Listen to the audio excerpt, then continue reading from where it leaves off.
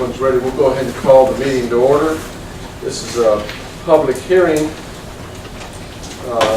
We're going to discuss a number of topics, but before we get into those topics, I'll ask for a roll call. Mr. Knapp. Present. Present. Present. Mr. Cox. Present. Mr. Fuller. Present.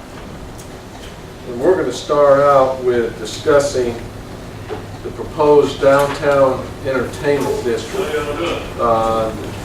That topic is informational. It's also something where we can may or may not have as much input or discussion as some of the tax issues that will be coming up. So what I'd like to do at this point, Councilman Bennett has done a lot of the legwork on this and has some information. So Jason, would you initiate this? In May 2011, the state of Alabama allowed for the creation of 2 distinct entertainment districts in the cities that have a Arts Council Main Street program or downtown development entity, and 4 licensees holding retail liquor license in the area. According to preservationalabama.org, we are a Main Street community that was updated May 13th, and we do have the 4 required licenses. So what is the Arts Entertainment District? This will allow for patrons, guests, or members of the licensed premises to exit the licensed premises with alcohol beverages and consume within certain restrictions anywhere within the confines of the Arts Entertainment District. The specifics of other cities that have these, only licensed establishments in the district are allowed to dispense. Special cups limited to 16 ounces will be required for outside consumption. Drinking from cans, bottles, and glasses are prohibited. Open container laws still govern to the extent that the respective provisions are not strictly modified. The hours will be from 11 a.m. to 12 p.m. unless modified by the City Council. And patrons may not enter or re-enter a licensed premises or any public place with an alcohol beverage acquired elsewhere. The expectations are not only to help with the social opportunities, but also with economic development. My expectation is that will allow for attractive downtown, for more activities downtown that will not only help fill open buildings, but add additional economic development that will allow for more tourism and hotel occupancy. If you're curious if this will improve things, all you have to do is look up the road to Columbus to their downtown, or excuse me, their uptown district. Additionally, this falls in with our 2020 plan, promoting efforts to attract tourism and locals, and developing and implementing a comprehensive plan promoting Eufaula tourism. Several cities in Alabama currently have these districts. Several. What I witnessed was responsible adults conducting themselves in a way that is in a responsible, classy manner. And this is what I expect from my entertainment district. I want Eufaula to maintain a small town charm and feel, but I feel this will give us some big city opportunities. This discussion initiated a number of years ago. We were talking about when we had some of the restaurants had outdoor canopy area and so forth, and that involved serving food and beverage outside. And so we started looking at how we can handle that, how we can approach it. It led into this entertainment district, which was, as Councilman Bennett mentioned, had been formalized by the state legislature. This information should hand out. Yes, this is the packet. I worked with Ann down at Main Street. We came up with what we consider a logo, and this is kind of in conjunction with what other cities have done. Let's put together what we feel like are the go guys, I guess you would say. And this is also very similar to what other cities have done. Probably the most recent city to do this is Gunnersville, a town of 8,000, right? Very similar to ours. We have Lake Community, a nice downtown area. They have they went forward with the same process, and they have their entertainment district starting January 1st. And I spoke with the folks with the Heritage Association as well, and they're on board. And there's several members from the downtown restaurants, as opposed, and also Sally and Ann that are here to speak if needed. We will allow people to speak. One of the points that came up earlier when we were discussing this was It was recommended by the Alabama League of Municipalities that we do send off for an Attorney General's opinion. That was mentioned last spring, just to confirm all the requirements. I know you've done the homework on it, but there was some question about how it applied to each city. Unless there's some other information out there, would you speak to that point? Yes, sir. What happened is the league suggested that we get, because the act, as passed by the legislature, does not define Arts Council, Main Street Program, and Downtown Development Entity. Those are not defined within the act, so that you're certain that you do meet those criteria. And, basically what we could do is we could send them the information about the Main Street Program that we have, because I assume that that would be the vehicle that we would go under. The fact that we have an incorporated Main Street Program, is that correct, Jason? Is what you would want to go? Well, that's the other thing. I don't think, we can have it under Main Street, or we can modify what we have. Right, well, or the three things you would have to have are one of those three things, either an incorporated arts council, a Main Street Program, or a downtown development entity. If you've got one of those three things, then you're allowed to have 2 entertainment districts that can be half mile by half mile. You have to have 4 licensees within that. So the district, if contemplated by the council, would have to include the Cajun Corner as well. So it would have to go, all that way, and then come down. And I would assume that you would probably want to include some area around the chamber in case you had some events, outdoor events. You would want to be certain. It can be irregular shape. It doesn't have to be in a certain square. It can be, right.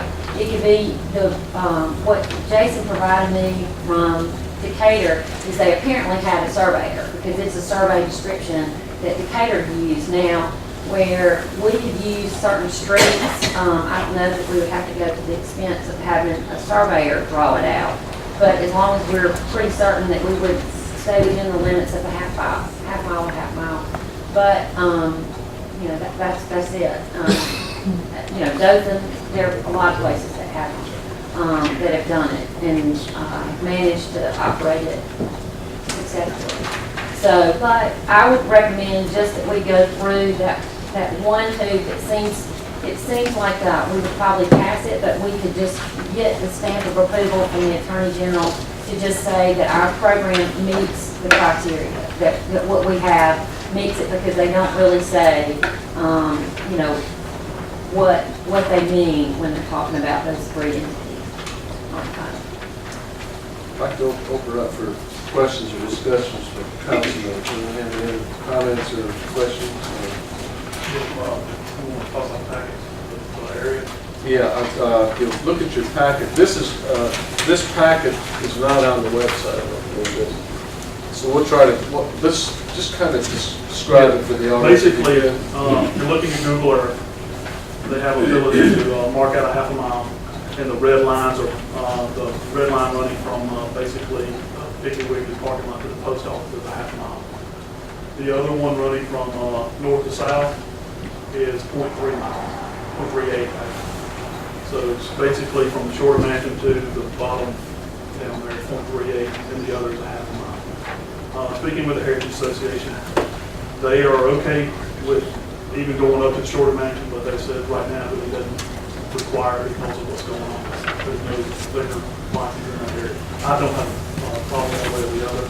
The second one also shows another way of doing it that would incorporate, would not incorporate the shorter mansion, but also falls in the criteria of what is expected. Any comments or questions?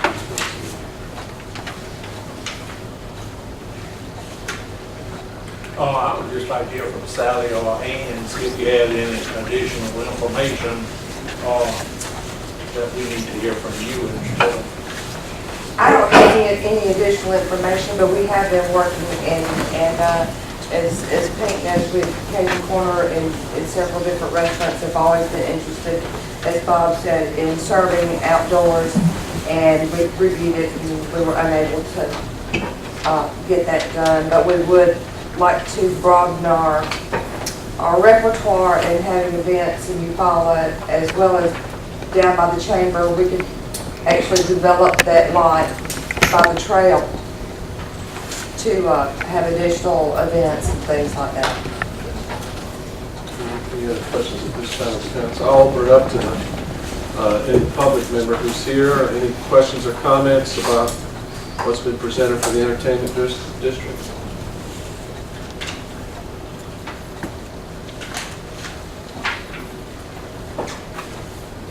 I don't have, I just have a comment. I If know, you'd I'm sorry. stand and please give your name. I'm Steve Cox, I'm on River City Grill. I've sort of been, been talking with Jason about this for some time, and several of you with the mayor. We probably, over the course of the last 6 months, on an average weekly basis, we get a couple of people ask us, why don't you guys allow us to go outside, and it's a beautiful day, we'd like to go outside and sit and drink a glass of wine, have our lunch, have our dinner. So my patrons are asking for it. I'm interested in doing it as well for their sake, and I do think it's something that has been, it's been out there before, it's been asked for before. At one time, the previous owners, I think, had tables outside and were allowed to go out, and for whatever reason, that no longer happens. Also think for safety's sake, people in my establishment who go out and smoke and the other establishments set their alcoholic beverages down, go outside, smoke a cigarette, come back and pick it up wherever they left it. For safety's sake, I don't think that's a good thing that can happen these days. So I'm for allowing our people to go outside. My only question for you, Jason, was if you take it outside, and I think you read something that says you can't take your alcohol into another establishment. Correct. But can they bring it back in? Yes. Okay. You can re-enter if you bought it there. Okay. And I mean, we're all for it. We're 100% for it, and that's why we're all here, I think. These guidelines are from the state legislation, is that correct? The guidelines, no. No? Right. I was just going to point out that one thing to you. The act as provided by the legislature just gives the authority to establish an entertainment district. And the entertainment district itself, all it means is that a patron can leave a licensed business with a container that they purchase there. They can't go into, like I can't go to River City Grill and buy something and then go into Legends with it. But it allows you to walk around specifically in the entertainment district, whatever is designated in the entertainment district. Other towns have taken it and have limited it in their own manner, like the times that it starts and stops, the whether or not you can take a glass container or a can of beer. Those things, towns have different rules based on their own town's needs and desires. And have, but the act itself is, 4 pages long, and it just allows for the creation of the entertainment district. But the restrictions that you would, if y'all consider to do it, the restrictions that you would place on there would be, what y'all would want to do. If you wanted, like for instance, in Decatur, the one that Jason brought up, they don't allow beer cans or glass containers. It starts and stops at a certain time period. They can only have one alcoholic drink per person. They can't have anything over 16 ounces. So those are the types of restrictions that y'all can consider if you want to have an entertainment district that you feel like would make it, safer and in a, have the atmosphere that you are expecting. Yes, sir. Would you state your name? My name is Robert Babis. I'd be a customer of the entertainment district. I think it's a good idea. However, we're getting a little bit too early about the district. We need to have decent sidewalks downtown. People are going to be walking the entertainment district, not driving it more than likely, going to their favorite spot or spots. And our sidewalks are a complete disgrace within a 3-block area of downtown. You cannot walk down Eufaula Avenue from the Cajun Corner south. It's just impossible because the automobiles are parked that the same way across the street.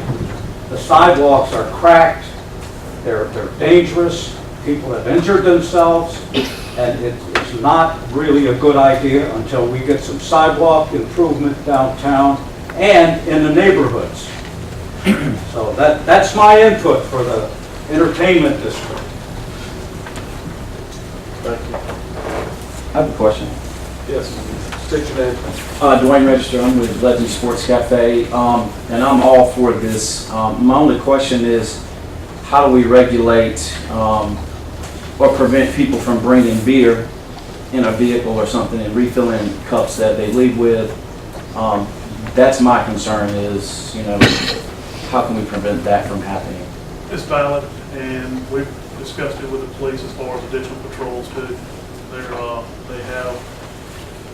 They have agreed to help us in the beginning. It's going to have to be some self-regulation as well.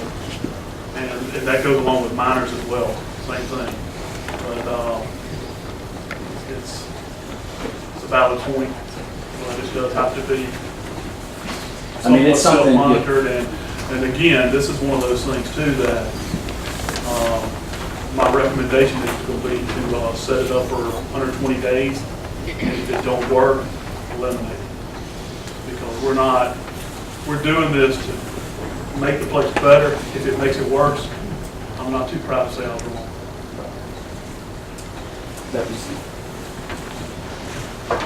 Anyone else? Yes, Yes. Susan from the Cajun Corner, and I'm going on with everybody, I'm agreeing with everybody else says.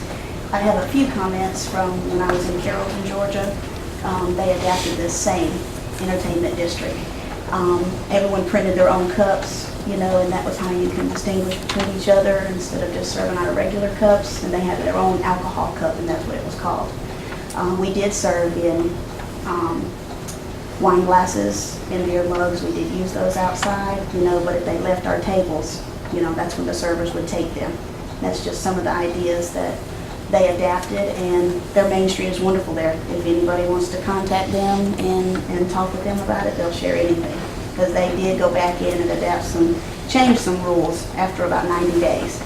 They did have some problems, as Dwayne was discussing, concerns on people bringing their own alcohol.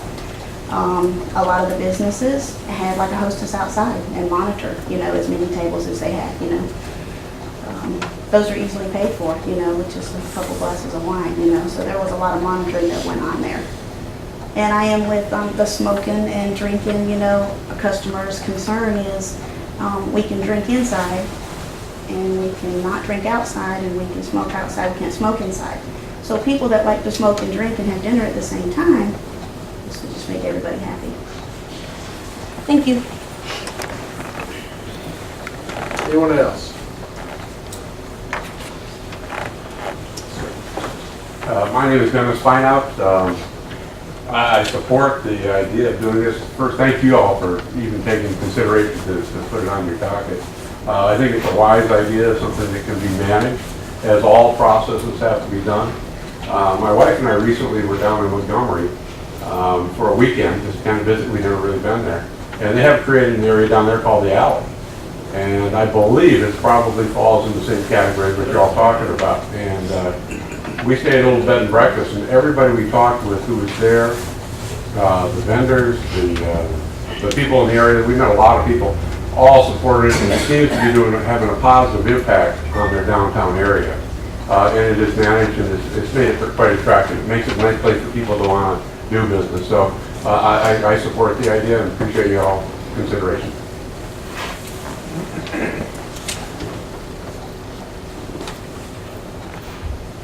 Anyone else? Well, what we will do, can we put this on the website? This is just an example, just to help for explanation. This will not be the final. We'll follow up with the additional information as input. This will be an ordinance process, so it'll take a couple more meetings off of this, but we should be able to move ahead, and we appreciate this input. Any council members have any additional comments? Of course, if you do. I'd like to see if we can have it done January 1st. Okay. Is that a doable thing? It's doable if we have the, make sure we have the Well, if y'all decide to get the Attorney General's opinion, I mean, it just depends on, you know, I don't know what their schedule is like. You know, last time that we dealt with that, it was expedited. Right. But typically, they said, you know, it's like 3 to 4 weeks. Could we, before the Attorney General can get that. Sure, because my name is Lucky, and the reason they calls me Lucky is because I got all of this money. And the reason I got all of this money is because I sells me gold on Dale Road. Sell your gold on Dale Road. Sell your gold on Dale Road. Mr. Pond buys gold on Dale Road. Mr. Pond buys gold on Dale Road. Sell your gold on Dale Road. Sell your gold on Dale Road. Okay, consensus, council, is there a consensus with the council to move forward?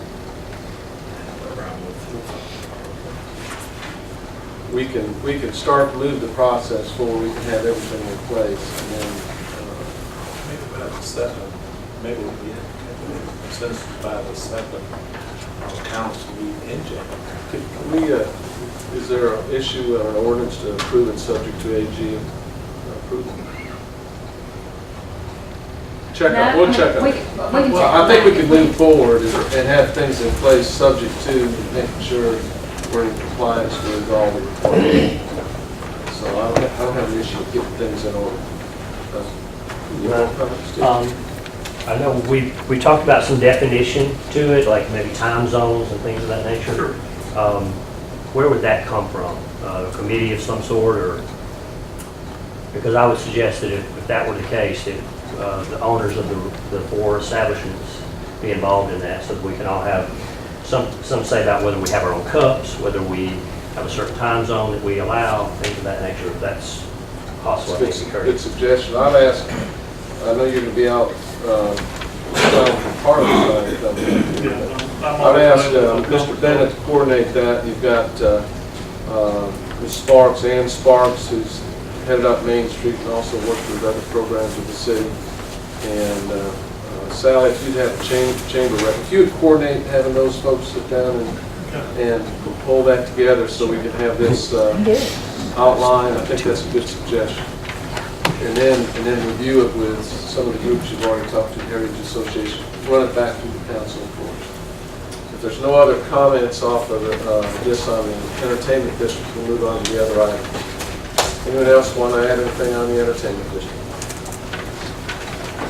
Thank you for the input, and thank you, Ben, for all the legwork, and working to cut off our city attorney for following up on this. And I know it may have been in discussion with folks on this too. So if it's done right, it can be real positive.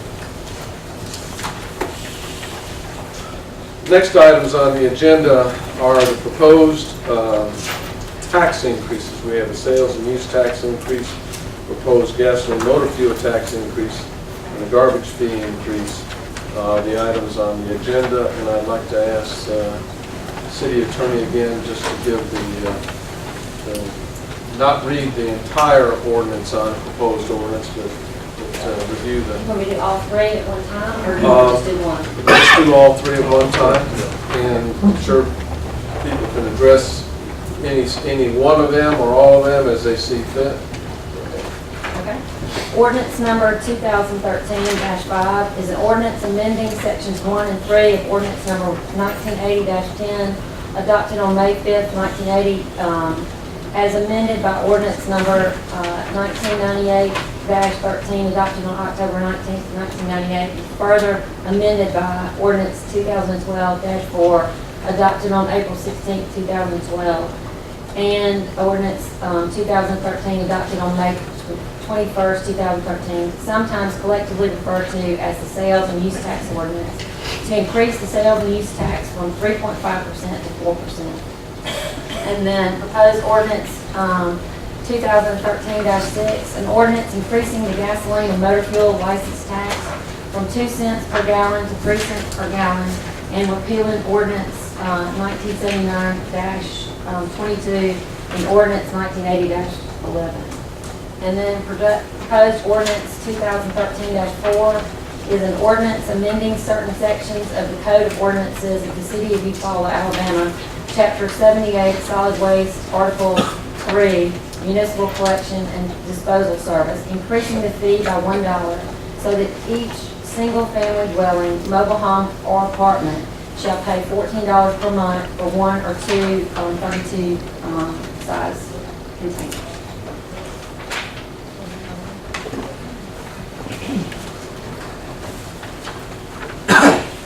We've had some discussions with the Finance Committee. The mayor, Mr. Bennett and I, Joy and staff have met on several occasions, and I'm sure most of you here have, if you haven't before this, you will hear now that the reasons we're proposing these increases is strictly related to the revenue shortfall that we've experienced this last year.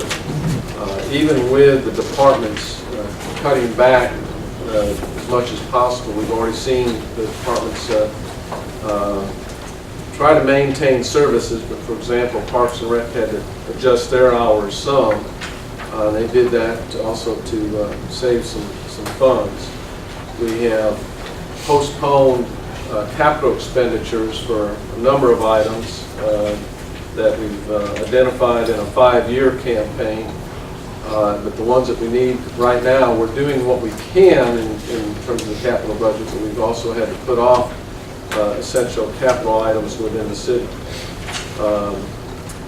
Our revenue shortfall comes about from several reasons. As everybody here knows, we've experienced a recession. In addition to that, we've experienced some very, very good weather. And that good weather has caused a reduction in one of our largest revenue sources, and that's from the utilities, Southeast Alabama Gas and Alabama Power. So both of those were significant shortfalls for this last year. It was approximately 500,000 shortfall on the just on one, just the Southeast Alabama Gas, and that particular revenue has also been pushed back, so we don't even receive it during our fiscal year. We receive it, we got it last week, didn't we? So we receive it almost a month and a half at the end of our fiscal year. So we can budget that, we can work with the timing, but we can't operate well with the reduction. At the same time we've had these reductions, we've had some opportunities present themselves. We've had an opportunity to improve a number of roads and receive funds from bond issues from the state government. They're identified as ATRIP funds. And there's significant amounts of money that can be applied to improving those roads, which means we can have improvements where we only pay a portion of the cost. And in that process, we've come to an agreement with the county commission that part of these roads, which are in the city limits, are also county roads. But for us to participate in that program, we had to pick up part of their cost, their share, so that we could get the other share for roads. And those costs come to several $1 million, of which we'll have to finance over time. The initial half-cent sales tax that we approved several months ago, we hoped we could apply that toward those improvements and taking care of those grants. Unfortunately, the shortfall, the 1/2 cent sales tax generally brings in for the city about $700,000. As you can see, we lost $500,000 alone from one revenue source. And we've seen this in some other areas. So we're looking at increasing some of these taxes. The idea is to increase them with a set limit, where the last 1/2 cent sales tax, we did not set a limit because we're going to have to apply. When we do financing, or whatever length of time we finance, we have to have that revenue stream in place, or we won't be able to get to borrow the money. This these taxes, we're looking at, particularly the half-cent sales tax, we're looking at setting a time limit on them, and we talked about 3 years, is that correct? So that's where we are. In a quick overview, I'll ask the mayor or Mr. Bennett if they want to say anything as members of the Finance Committee, and then any other council members. Mayor? Yes, as Bob has alluded to, we had pretty substantial shortfalls in our revenues this year. And it's always been, from day one, we get a distribution from Southeast Gas, and we've kind of lived or died by that. And in good times, that was a large amount of money. It can fluctuate, that distribution can fluctuate from $2 million down to $400,000. And that's really monies that we shouldn't be using to run the city. That's monies that we should be using to improve the things like Mr. Babbitt talked about, sidewalks. We got other things that need to be improved, infrastructure. That's part of the reason for the ATRIP program. We've got some infrastructure that's starting to fail. We've got 100-year-old storm drains, and some of you may not have been involved with some of this, but it's actually brick pipe that's caving in, and on those roads that we're proposing repairs, we've got to do it. We just can't keep kicking the can down the road and hoping that there'll be monies somewhere down the road to do it.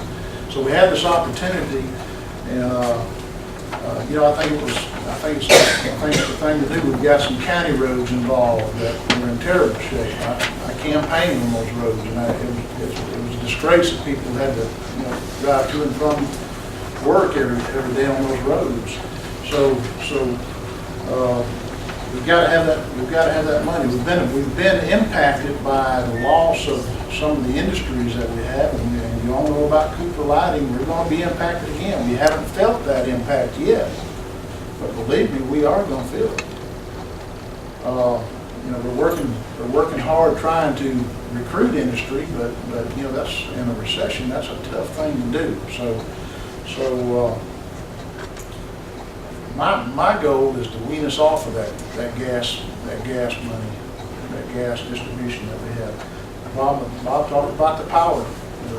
We get a usage fee when citizens use power, and this year, as Bob said, it was we got a mild winter and then a pretty cool summer. We had rain every day, and 50-something inches of rain. That affected the water board. Believe it or not, we don't sell water. It's good for the citizens, which is great, and that's I'm proud to say it's good for someone. But when you're trying to run a city on what normally happens, we had a very unusual year revenue-wise, and that we had a lot of shortfalls. The department heads of the city early on, we kind of saw this coming, and we cut back well over $1 million in spending this year that we did not spend. It's not like we've overspent in any one place or done anything extravagant or anything like that. We're just trying to manage the city. We've got equipment issues with some of the different departments that we've got to keep upgrading that equipment so that we can provide good services. I mean, I don't want a police officer coming to your house in a police car that may break down before he gets there. It's never good. It's never a good thing to raise taxes, but some of these things are needed because of the economic situation that we find ourselves in right now, which is not good at the present time.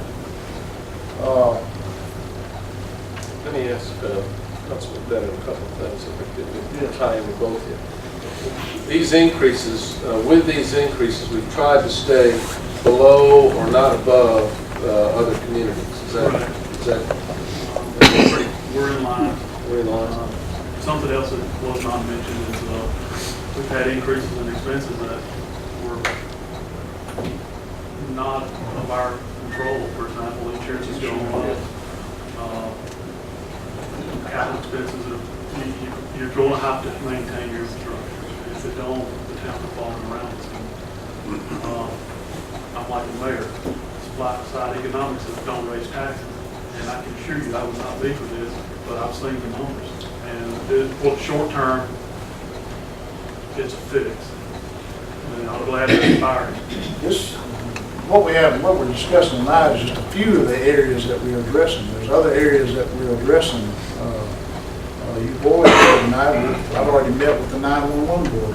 They give us an appropriation to run the 911 board for the county. And we've got those discussions coming up over the next few weeks. The schools, we met our obligation. We have conditional appropriation that we weren't able to give because, if the bucket's empty, you just can't reach it and then get anything out of it. I mean, it's just like managing your personal finances at home. If you just have to do without sometimes when you don't have things. But there's certain things that we can't do without. We can't keep kicking the can down the road. We've got to fix stuff, and so we can continue providing good services to our citizens. And in the meantime, we're trying to do things to move the city forward and make us more progressive. And the idea that Jason's brought forth with the restaurants, that's one of those things. But fixing sidewalks and those type of things, you got to have money. We actually applied for a sidewalk grant for downtown, and we did not get it. We kind of anything that we've actually done over the last several years to improve anything has been through a grant, and grants are drying up. I mean, they're drying up. There's less and less grants out there to get. So it's our job to run the city and run it well, provide good services, and at the same time try to move it forward, move us forward, progressive. And it's hard to do that when you're on a shoestring budget or having shortfalls like we had this year. You can't control the weather and those type of things. There's always going to be variables, but that's kind of the state of the union for right now as to where we're at. So, like Bob said, this additional 0.5%, but we're still competitive with every other city. We're at 9.5%. That's what the overall sales tax would be. It still keeps us competitive with all the markets around us. Same thing with the gas tax here. That's 3 cents a gallon from 2 cents, and that we're still under. Some are at 4, some are at 3, but we're still competitive. And then the trash pickup. I think we, from what I've been talking to other cities, we go above and beyond when it comes to picking up the trash. With the services that we offer. I mean, the other cities are just not doing that. So our goal here is we've got to fix our infrastructure. We've got to try to move the city forward, and it takes money to do that. So that's why we're here tonight. All right. Well, we've given you an overview, and you've heard our plight and our position off of this. So I'd like to open it up for comments and questions from anyone who's here tonight. Right here, please state your name, please, sir. John Dansby. You keep saying we can't keep kicking the can. I've lived here since 1980, and it seems that the industry just keeps leaving. Okay, we've seen TNS Mills, we've seen Ballou, we've seen Cooper, we've seen all these places, we've seen LP over in Clayton leave. And when we keep hearing we're trying to move forward and doing that, why are we not focusing mainly on getting industry back in Eufaula? I know there's infrastructure, I know there's other things, but why are we not focusing our main goal to growing the industry in Eufaula? I'll answer that. We are focused, and we're working on an economic developing a development authority that will focus on getting industry in here. Now, the public does not always know about every opportunity that we've had. We've had probably 8 to 10 opportunities this year, but the competition is ferocious out there. And all those industries that you spoke of that left, they all left for different reasons. You know, you got textiles. They left, textiles left all over the United States. Cooper Lighting is moving to Mexico. I lost a lot of sleep over that ordeal and went to every power that I knew available, and councilmen also, to try to sway them and had conversations with Eaton Corporation loans, because we did everything within our power to try to save that industry. I even talked about that was a fear of mine, from the get-go. When I was campaigning, I was afraid because they were already trending that way. Change the way you think about tires with a tire that outperforms the rest. Stop short and last longer. Save fuel. Get it with a Michelin tire from Herndon Tire Company. Outperforming for your business since 1964. Herndon Tire Company offers you the best tires, Michelin, and the best service. Alignments, brake repairs, struts, oil changes, custom exhaust, and nitrogen for your tires. For a safe, smooth ride, see them today. Herndon Tire Company, 810 South Eufaula Avenue, Eufaula. They already moved some plants that way. I really didn't expect it to happen as quick as it did, but it did. Now we got to deal with it. We have had several opportunities, and we're working those opportunities. It's just in a recession, it's tough. If a business doesn't come in here well financed, it's hard to get them the start money and the things they need to get. And that's going to continue to be that way. We've got to get more aggressive. I agree with you 100%. But we have had opportunities over the last year, and there's still some that I can't speak of that are in process. And hopefully they materialize. We're working as hard as we possibly can. But the frustrating thing for me as mayor is these things happen very slowly. It's not something that just happens. It's a very slow process. I'll add to that is that I told the mayor, I said we could give the mayor or some economic board $1 million, $2 million, $5 million to go out and bring in industry. Industry's going to go what works in their best interest. They're going to stay what's in their best interest. We've had some industries come in since 1980. We've had some that would be here right now, different management, different things like that. One of the criteria that they look at is what is your infrastructure? You've got to be able to take care of the industry. When the equity group, initially Strong Pond came in, had we not had the water infrastructure out in the county, and that was done by the county commission over a number of years. Representative Fort's here; he was on the commission when they did a lot of that. And had we not had, we wouldn't have that industry here, which is still here, which has fluctuates around 1,400 employees. We have a second-tier automotive industry here, Hyundai Polytech, which is doing very well. But there's forces out there trying to influence them to change and do things, so we work continuously to keep them here. And one of the basics they look at, the industries, when they're trying to decide whether to come to a location or leave, when they start looking at the quality of the community, one of the things they look at is the quality of the school systems and what we have to offer off of that. All the other factors, transportation, their suppliers, where their customers are, those things come into play. There's been a coordinated effort. The mayor's been right in the middle of this. Other council members have also been involved with efforts to work on the regional and state level, because it's a lot of the big ones that come in start at the state level.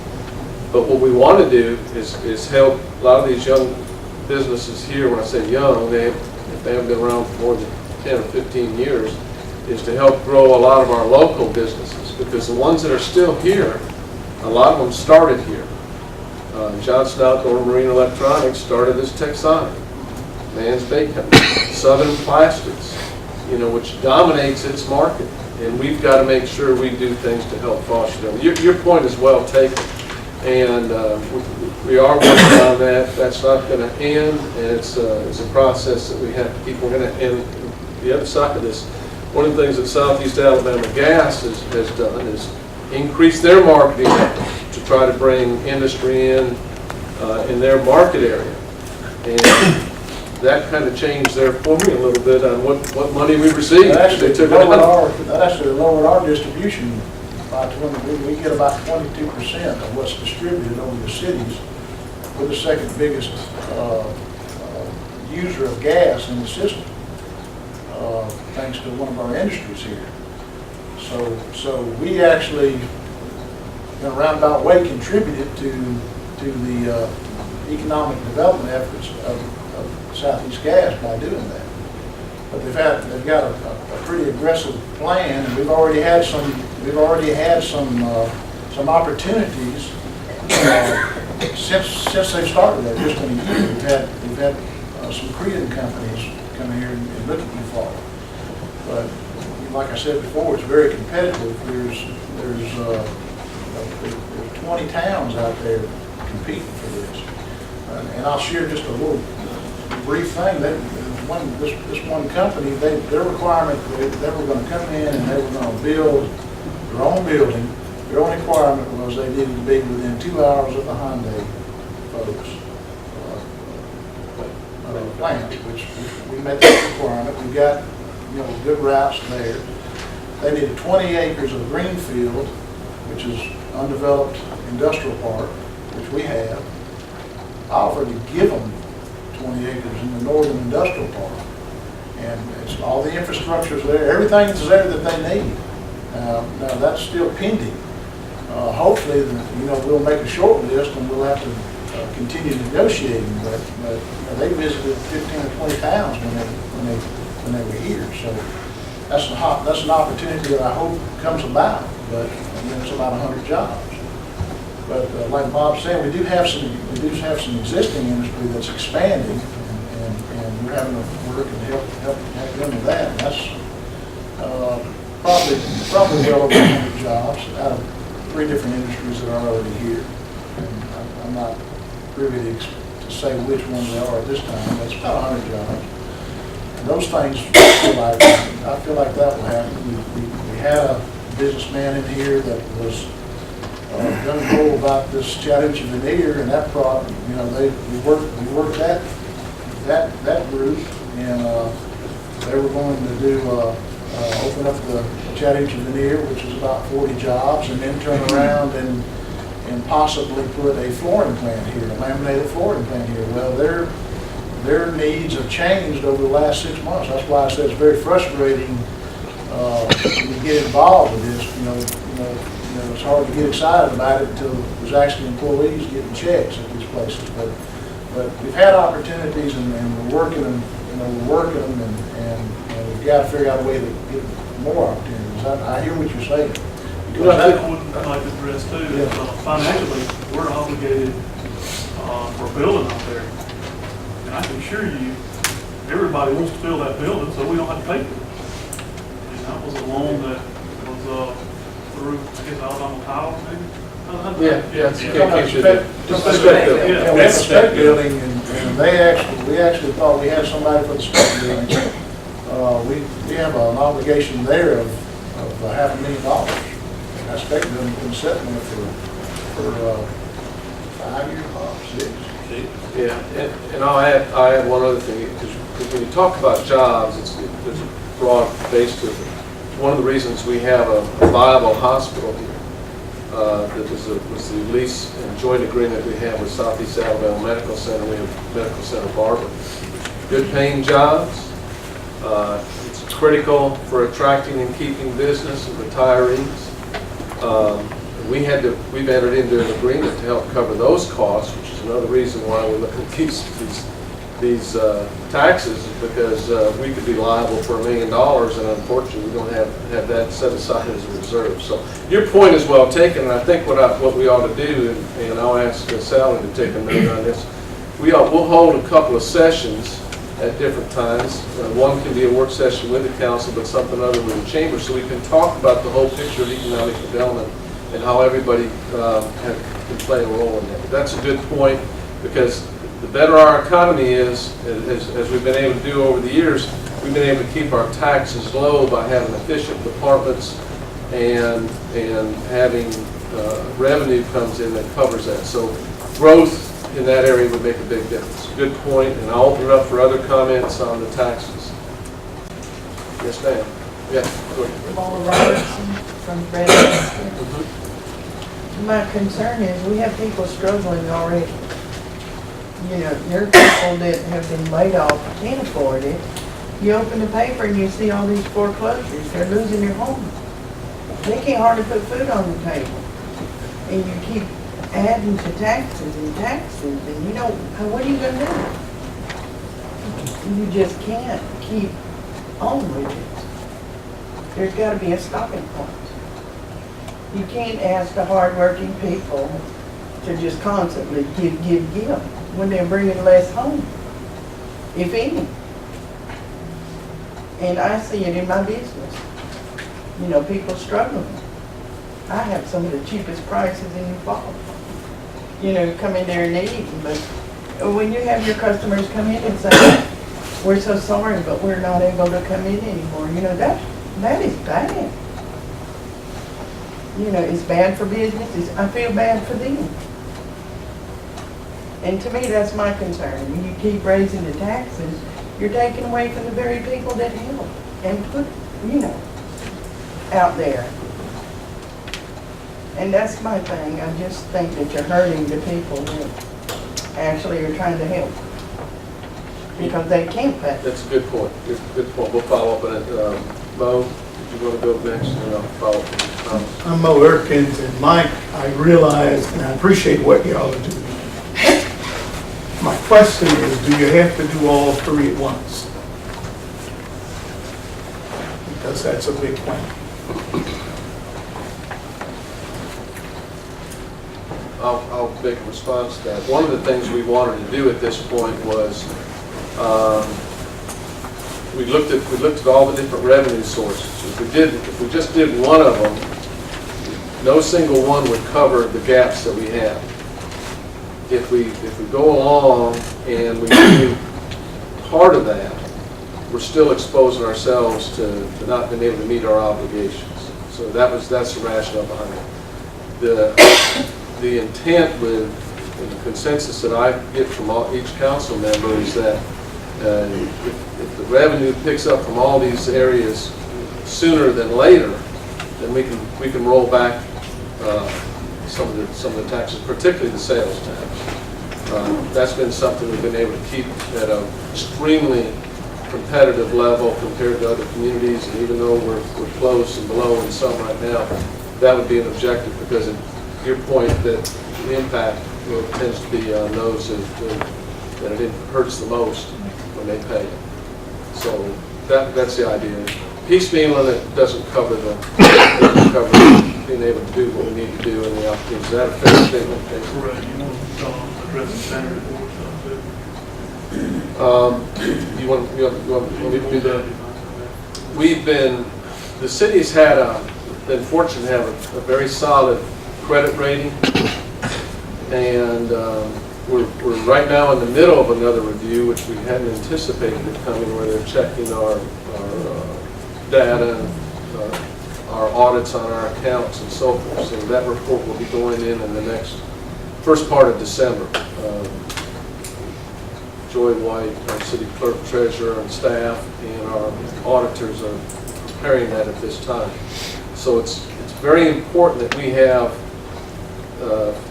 identified revenue that covers the obligations that we put in place. Or the other option is not to take advantage of some of these obligations that we've already said we've committed to, in essence, whether it be the A-TRIP, if there's, we don't know what's going to happen in the healthcare. That, we all know that's that whole area of where the costs are going to go, how they're going to be shifted, what's going to happen. We don't know the impact of that on individuals, let alone the hospital. They don't know. So we felt we better be prepared the best we can to try to cover those, and that's the approach we took off this. Is that? And it's not pleasant, but you know, that's, and your point about impacting sales tax impacts the lower income more than anyone else. You're exactly right. We recognize that. Mr. Thomas, if you have something to say. Yes, sir. I was on the same line. I hate taxes, especially our city. We don't have enough jobs. I look at our fire and rescue. It's pitiful. It's pitiful because we have this police officers leaving Eufaula to take better paying jobs at other times. I look at some of the patrollers that have to live in subsidy houses. Their families have to draw food stamps because we're not paying enough. And then I look at the insurance plan. The average police officer loses a week's wages, close to it, trying to keep health care for his family. That's terrible. I oppose taxes when it comes to the community because I know what's out here. We don't have no jobs, and it's hard to ask people for a tax increase when they don't have the way to solidify it by being able to go to work at 7, 8 o'clock in the morning, getting off at 5, and on Fridays getting a paycheck. We got people in this town that are actually starving. I know because I give a lot back to Eufaula. And anybody here knows me, knows this. I buy shoes, I buy clothes, I put food in people's houses, can't feed the kids. And it's going to be redundant, especially if you're going to tell me now I got to pay a tax for my trash. You know, water bills already is high. You know, light bills are high, and everything else. By the time a family pay all these fees, they ain't got nothing, and we're going to kill them again with more taxes. I don't agree with that. Thank you. Yes, sir. Bob, I'd like to see, Go ahead, my name is Bill Stokes, Yes, sir. and I retired 8 or 9 years ago, and I thought I was halfway come. Well, everything, my spendable income has decreased by probably 25% since I retired. My income has not increased any. We have a COLA, a cost of living adjustment that we were supposed to get, sort of was supposed to take care of that. But the federal government has decided that there hasn't been any cost of living increase. Now, they figure with their pencil. But I'm like him, I'm just opposed. Everything I have is costing me a lot more money. And I can't go downtown now because I don't have the money. I can't go downtown and spend things and pay your sales tax. I can't go down and eat at her restaurant because I got to eat me a peanut butter sandwich at home. I think I have to live on what I have. And I just think the city needs to do the same thing. Your point's well taken. I will say this: the impact of the federal government is across the board. You know, you talk about paying our city employees better and better benefits. That's directly related to the revenues we get. Not only what they get paid, but also the conditions under which they work and the equipment we provide them. But we're impacted by the federal government also. One of the things that has impacted us is that there's not a internet sales tax. There's a lot of purchasing that goes on the internet that we don't. That normally, if we didn't have the internet, they'd be buying somewhere from a brick and mortar store or somewhere that had a license, and we'd be collecting that. We'd spread that tax out more. We'd be collecting it.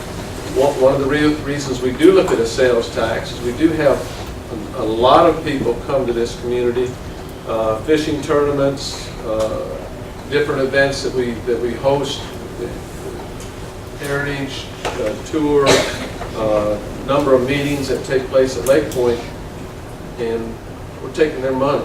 So we are trying to balance that out. But your point is well taken. That's why we don't relish in wanting to do this. And we want to keep it as short-term as we can. But I've lived here for a long time, and every year it seems like that we come up with a shortfall on the budget. Evidently, we're budgeted on a pie in the sky amount that we think that we're going to get. It does not materialize. This happens year after year after year.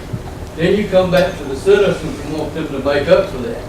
I think if you did your budgeting on a more reasonable amount and try to have a little surplus to take care of some of these things, like I have to do in my financial situation, I have to save a little money so in case my heater goes out or something like that, I can have it fixed. Good point. It was the craziest thing. See, my wife's flincher. It's okay. The one time I could have used a heads up, Bam. I was putting on lipstick. The good news is, Alpha has the largest customer service team in Alabama, so you'll be dealing with people here, not all over the country. Oh, sorry. For a plan built just for you, contact Keith Bryan in Eufaula. And we've tried to follow that. The lady here had your hand up next. Lavoya McNair. Lavoya. Did I understand that she said that the water bill would go up to $14? Is that what you said? You pay it on, it's billed through the water bill, but it's actually the trash pickup on there. So it's already 13. No, mine is 15. I'm paying $15.75 for each one. You pay, just let me address that. You pay an additional fee for the number. You would pay $1. That only allows you the 13 and then the 14 is if you have one or two 32 size cans. If you've got additional cans, then that's $1 per month additional. Okay, so how do you I'm not sure. determine who I'm has that not amount? 'Cause I sure don't why have but one. you've been adjusted to 15. And so what you would, Tim Brandon, I think, can address Let me ask some of that. Tim Brandon. The question here is that she says she's paying 15 and had one, but Right now, how we our handle household it. garbage pickup is $13 a month. The knuckle boom service that comes by and pick your limbs up, stuff you put outside the road other than your household, is $2.75 a month. So, and that'll stay the same. So actually, what the council is proposing is $1, go from 13 to 14, which would be from $15.75 to $16.75. So that the point, the $15 that you're talking about includes where people set out the limbs and leaves So and where we grass supposed cuttings. to sit them in if you don't want it to go up? You don't set them out, you just let them stay down in your yard or something? Because I mean, to me, that doesn't make sense. I mean, it's ridiculous. All right. I'm a local pastor here. I reside in the city area, Wash Williams, and I'm concerned. I'm a voice for the people, and I'm concerned. I'm a voice for the people down here, and I've heard many people literally, verbally say, about how many tax hikes have they literally gotten here in the past month. And my gospel, I'm not trying to literally emerge my gospel into politics, but my gospel is to literally, make a person self-efficient, and with all of these tax hikes, I thought Obamacare was scary, man. With all these tax hikes, hey man, we are trying to literally push people on governmental systems. So I know you guys are going to literally work something out, because, the more money you call for, literally, when it comes down to garbage, water bills, and what else? What else are we here for? Sales tax. Sales tax. And, and just like you said, with the number of jobs that we literally have here, at least I know, the city of Eufaula trying to do something. to try to make jobs and try to literally create jobs here in this great city. Because I love this city, and I love the people that's on this city council, and I know they're going to do the right thing. Amen. And looking at some of y'all, y'all got some Jesus in it. And I know Jesus is going to allow you to do the right thing. Amen. Amen. Amen. Thank you. Eddie Tyler, Superintendent of Eufaula City Schools. I've got to stand up and speak because I'm an educator. We educate children. I'm in the education business with Eufaula City Public Schools. Mr. Bennett's wife Dee is in the education business. We're competitors, but we're neighbors. And at the end of the day, we want the best for our children. Industry's not going to come to any place that does not have a quality education system. Quality teachers aren't going to land in a school system that doesn't have quality infrastructure, a quality of life in their city. I feel the city's pain because their pain is my pain. I feel that. And I don't like taxes. I agree with everybody in here when it comes to taxes. But if the city can't fix some of the things that they're really wanting to fix, then the educational system is going to suffer. Wallace is going to suffer. Lakeside is going to suffer. Eufaula City Schools is going to suffer. My neighbors in Barber County. You know, if pretty soon, if there's not people there to educate, the federal government's not going to give dollars. So I feel for Barber County schools.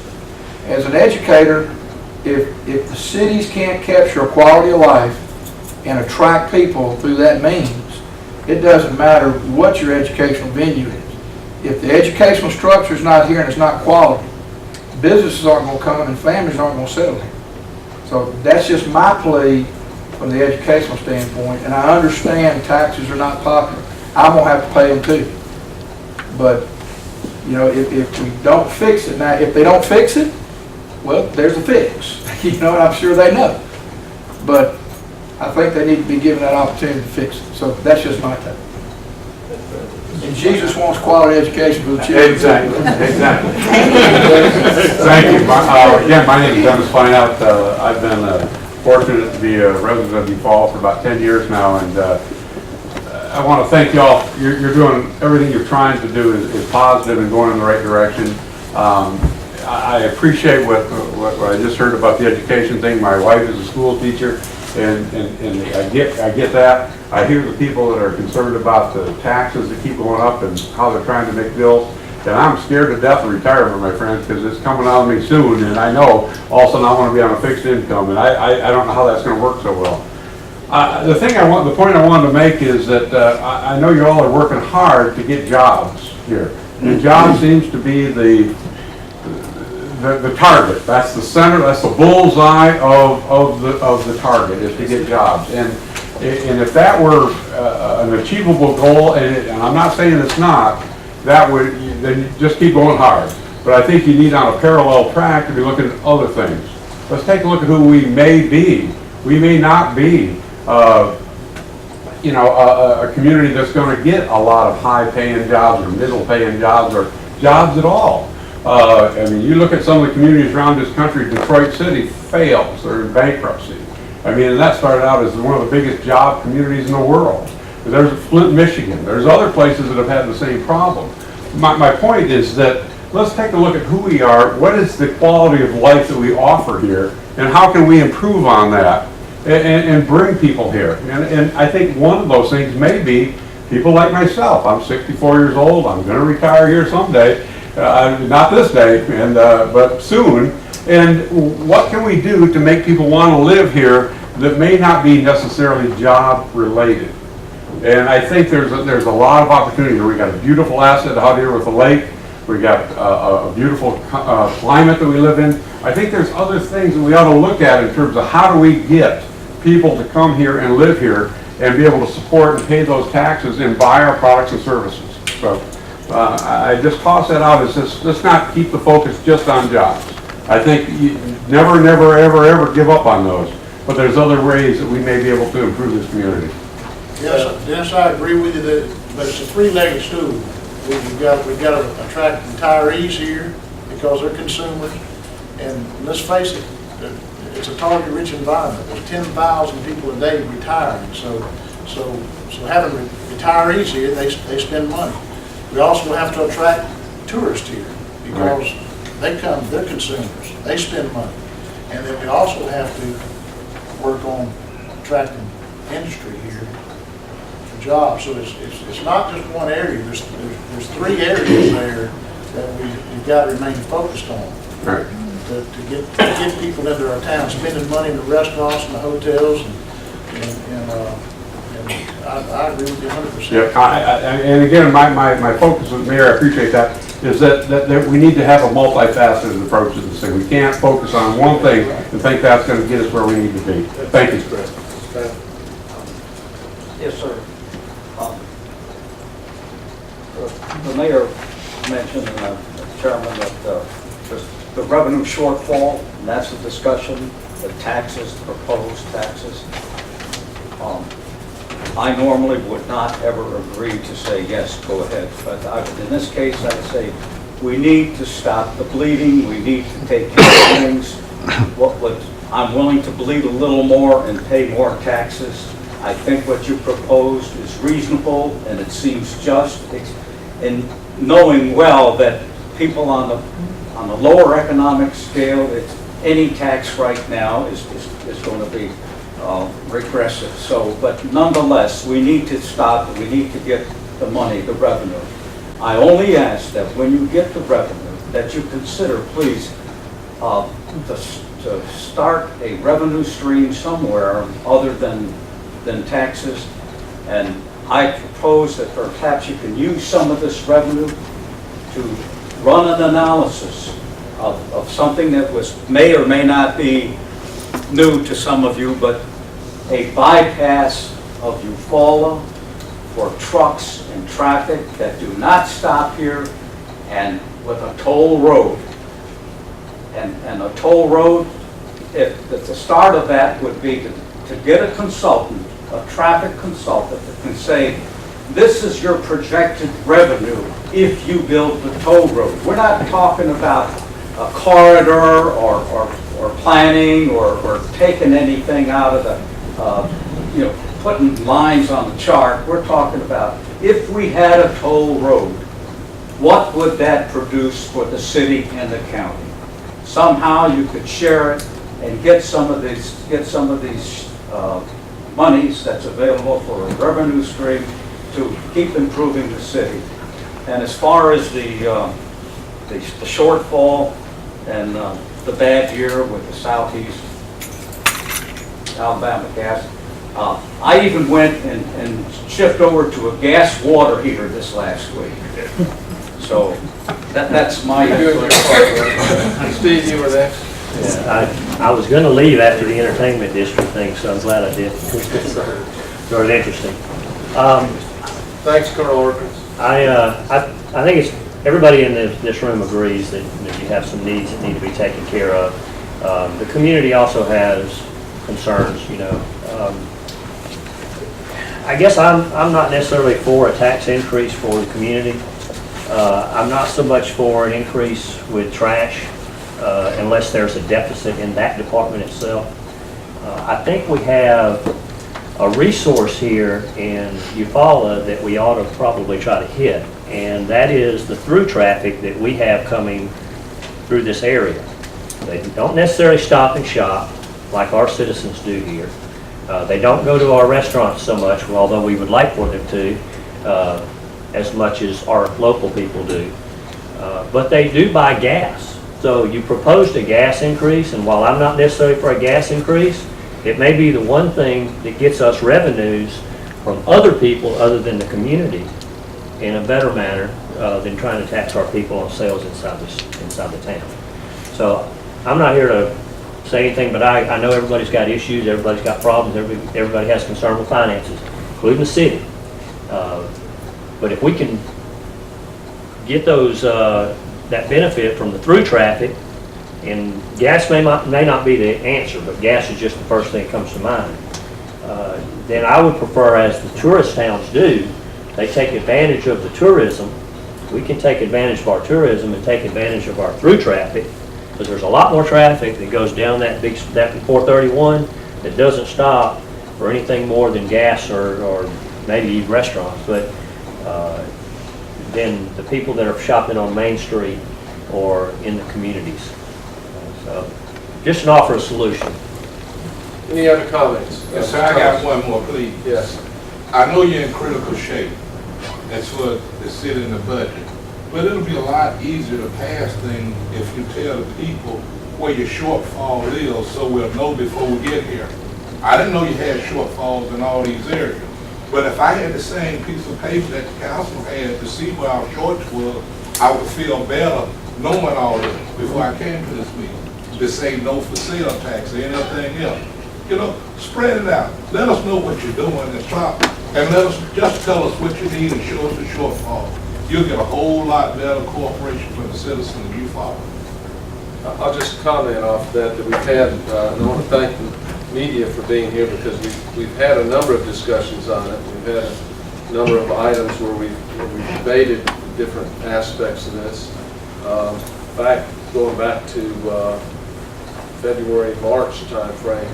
So it's just not that, you know, I know people don't like to come sit at city council meetings or go to committee meetings that we have when they come up in different areas, or chamber meetings all the time. So getting the word out is a challenge. We'll try to do a little better. I don't know where if you read the newspaper or look at Channel 99, we'll try to do better in highlighting this, and that's one of the reasons we're doing this meeting here today. We've had several others. The last time we had this, we had 2 people show up. We had 2 different meetings, and one was improve the sidewalks, and the other one was I'm for it. So first of all, I want to thank everybody for being here. Before you close. I'm not closing. I'm not closing. I'll let you do. I'll let you. We've got another. I want to hear from Mayor Ford. Yeah, I'll let Barry say. I just want to say that the people who are here, almost every one of you, are the ones who are making a positive difference in our community. And the concern that you have about that takes place speaks well for you, and it speaks well of your citizenship. So we thank you for coming, and I'll let Representative Ford have the floor. President, I can remember when Sam Slade was the mayor of this city. We was in a situation needing some money. I can't remember what we needed money for. We were talking about raising tax. We're in a situation now where 307 folks are going to get laid off at Cooper Line.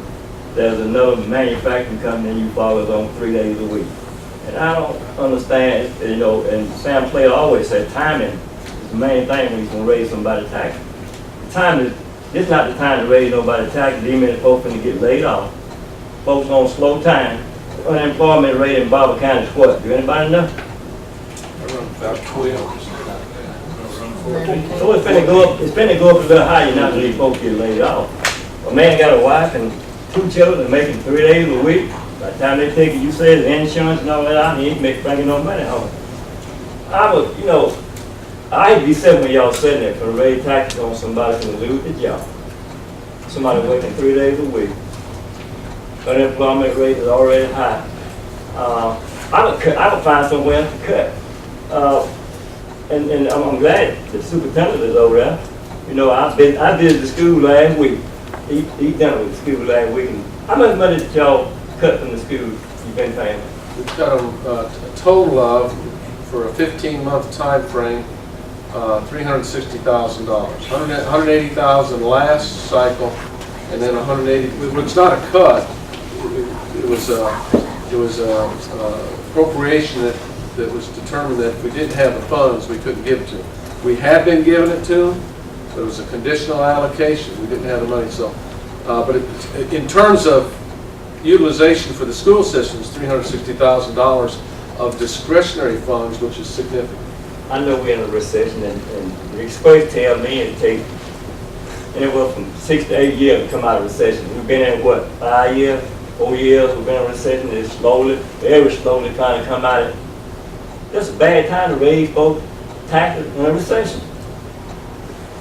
I agree with you. I guess the point I would make, and you were involved with the process last February and March. I think you and the mayor and Senator Beasley, and it was through the state legislature, and you're our state representative. You appropriated the bond fund so that we could take advantage of improving the streets.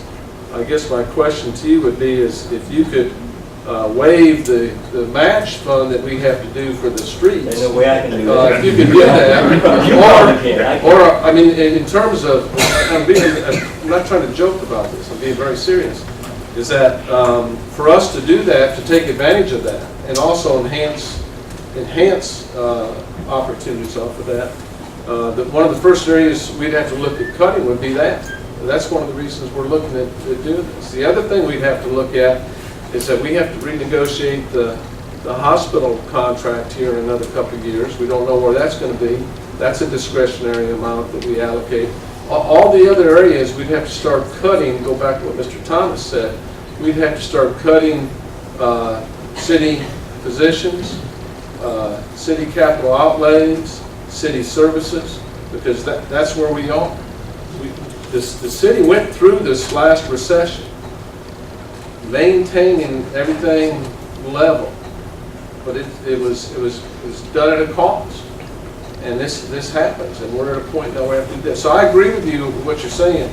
I would also like, since you're our state representative, to help us identify those areas that either we can get relief, whether it's from some kind of assistance from the state or even the federal government. Sure, the goes, my name is Lucky, and the reason they calls me Lucky is cause I got all of this money, and the reason I got all of this money is because I sells me gold on Dale Road. Sell your gold on Dale Road. Sell your gold on Dale Road. Mr. Pond buys gold on Dale Road. Mr. Pond buys gold on Dale Road. Sell your gold on Dale Road. Sell your gold on Dale Road. Or if you feel now that we shouldn't do the roads, let us know that side too. Well, And we can have that discussion. I think that project shift from 10 to go forward. You know, I did. Went over to the highway department with the map and doing something big. And I go back tomorrow with them again and do the same thing over again. But that ain't got nothing to do with raising somebody's taxes. It doesn't have a thing in the world to do about raising somebody's taxes, and they ain't got a job. How they gonna pay the tax and they ain't got a job? Well, I'm sorry, go ahead. Is it any way possible that, and Mr. Thomas there have verified about the communication, and I'm kind of naive to the fact that, you know, you guys was in a deficit, right? Okay. Is there any way that you guys could literally get information to the leaders in the community to know where you guys stand? You said something about 9. We have, if you go on, you have a computer and access the internet, www.eufaulaalabama.com. Not only does it have our agendas, but it also has our operating statement. It shows every item that we pay. I think it has our claims. It has claims. It shows every check that we write. So that's open to the public. That's been there for a good while now. So I agree with you, and you know, typically we don't worry about this until it comes back. I mean, when I'm speaking as a citizen myself, I don't usually worry about the government until it's doing something to me. And this is one of those times. Someone else has their hand on. Sally? I want to say this. I feel for anyone who is in a bad situation, but as the chamber director now, I want to point out that we have to keep our certain standards up. We have people that are heads of our corporations that live in Dothan and Columbus. We need those type of people living in this community and spending money, and so we have to keep. We have to keep good hospital, good schools, and that's something to kind of remember. I mean, we get very caught up in the side that's the more negative side, and we've got to find a way to kind of lift ourselves up. And when Mr. Tyler's speaking, I can't say enough being down there now and seeing our graduation rates in the county and the high school, these are so important, and as citizens, we need to encourage our fellow citizens to strive for high standards, because otherwise we're going to have a really hard time recruiting people. We're in a rural community, the world is going very urbanized, and I'm trying my best to get out there and put us on the map and bring these tourists here, but don't lose fact of the fact that if it's cutting, and asking our government to cut, we will sometimes be losing opportunities in other places. Anyone else points on the tax increase? Yes, ma'am. What about the flower budget for all the town? That, to me, was upsetting to know that they got over $400,000 and yet you took away from the school. That was awful. Go online and look at the actual. It was in the newspaper. Unless they quoted it wrong, it was in the newspaper. That's the, Yeah. oh, what's the total, yeah, that's not flowers, that's cutting grass. Well, that's everything, I know, but that's salaries for cutting grass. I actually moved grass cutters out of public works into horticulture. And they, our actual flower bill is about $15,000 a year. Well, I'm just looking at, what you put in the paper and us for to look at. Yeah, I understand. And to me, it was awful to see something like that in the paper, and I was like, oh my God. Yeah. They've left the little children out in the cold, taken from them. And your point's well taken. I will say that, and following up off of this, the Eufaula City Schools still receives the second largest allocation.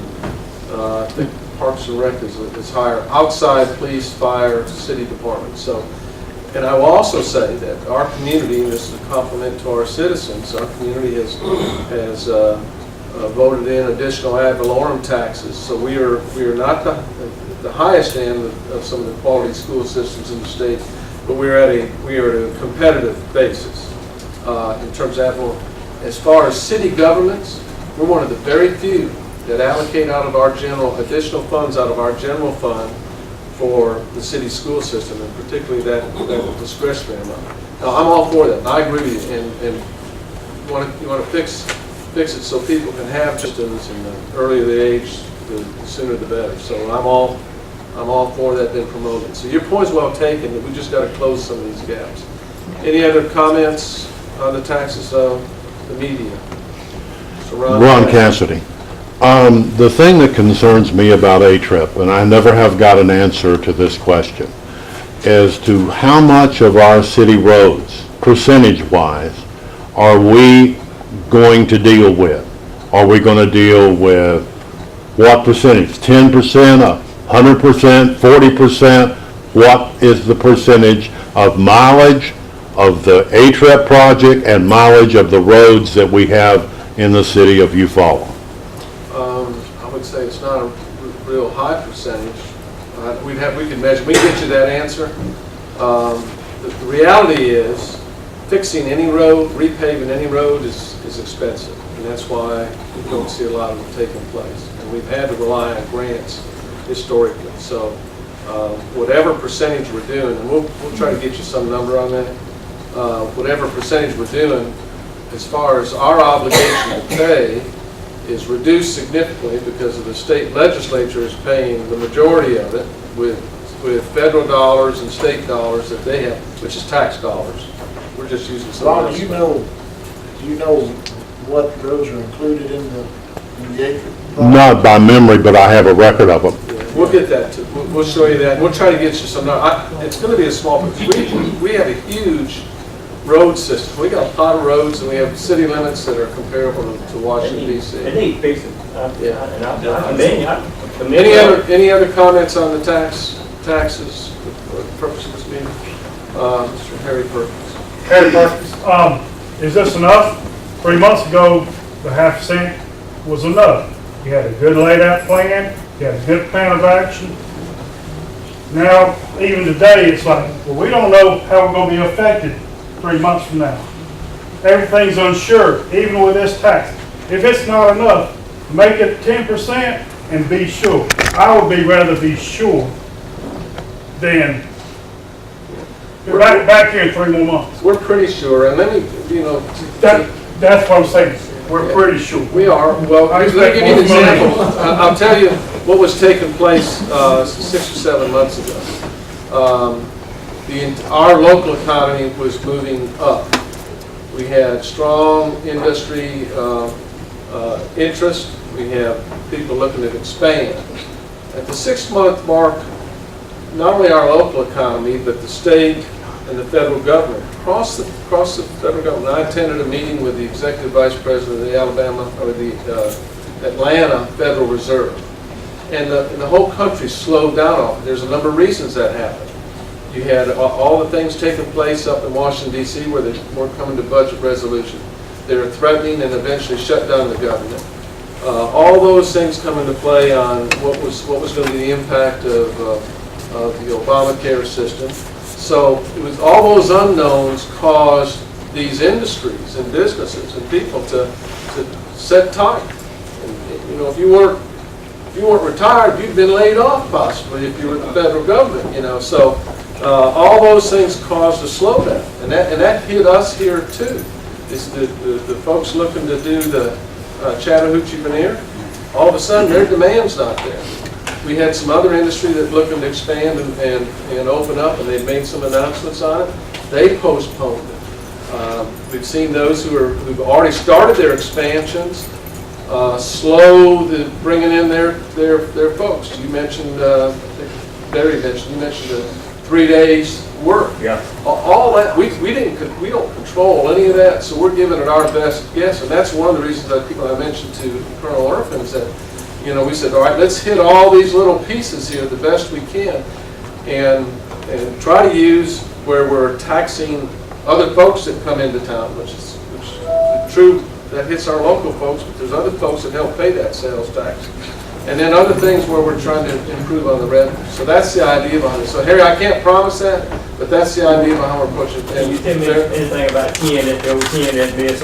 Did somebody purchase it somewhere? They purchased it, but we had an international prospect, and we were competing with several other states. We got down, I think, we were competing with one other state, Mayor? 3 states? Well, three out of 3 buildings, and they chose North Carolina.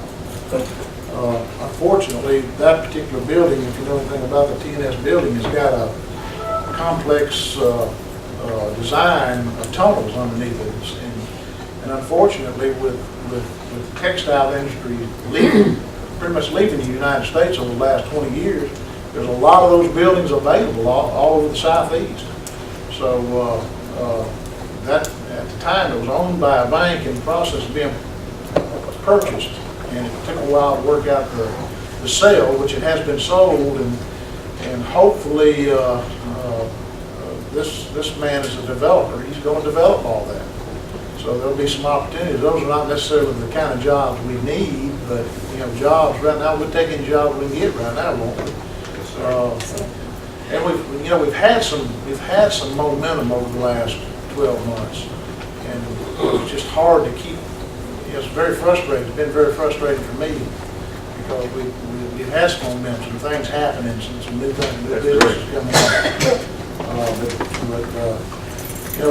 We've got jobs are still the number one thing. I mean, that's the number one thing that we have to deal with, and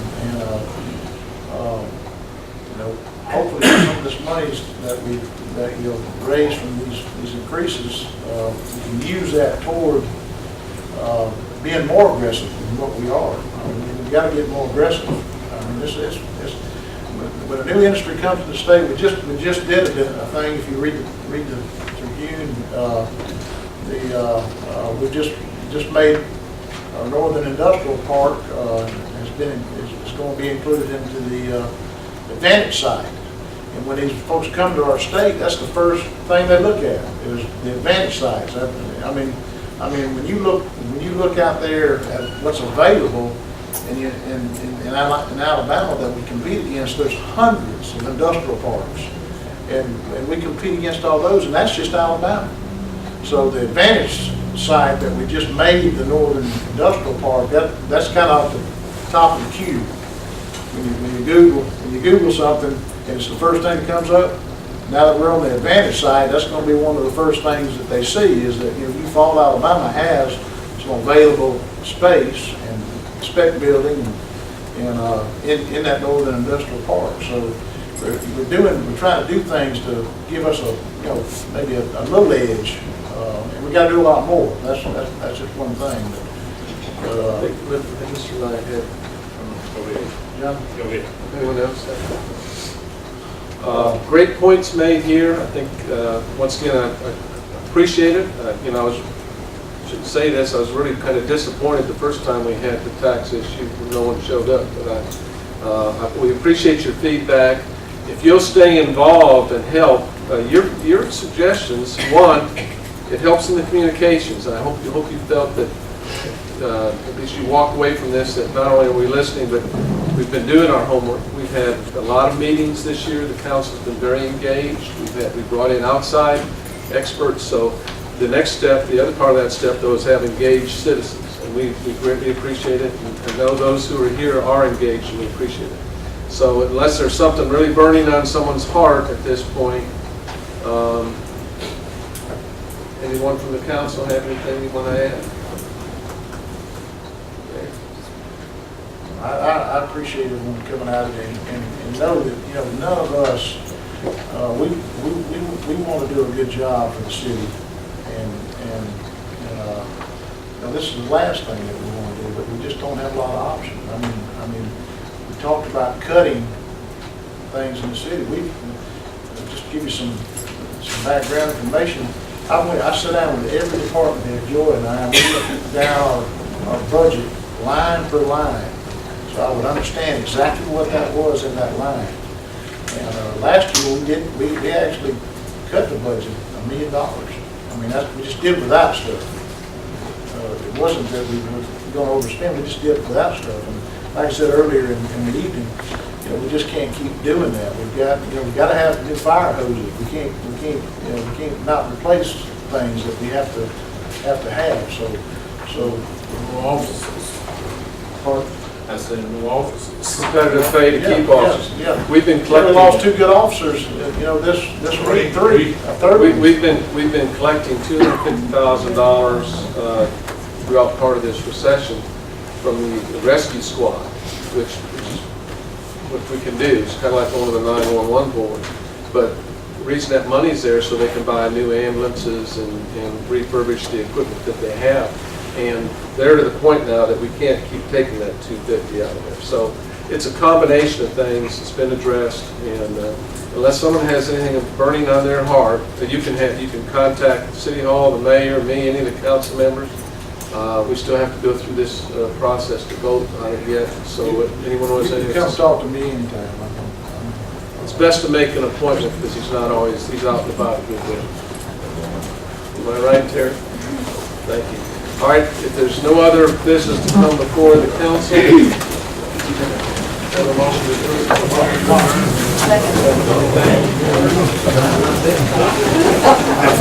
Welcome to the Walmart Vision Center. Quality eye care by a team of professionals and as close as your local Walmart Supercenter here in Eufaula. Eye exams are done right and we accept most vision plans. TRICARE, Alabama and Georgia Medicaid. Dr. Clark is a certified professional in primary eye care. The Vision Center in Walmart of Eufaula with everyday low prices.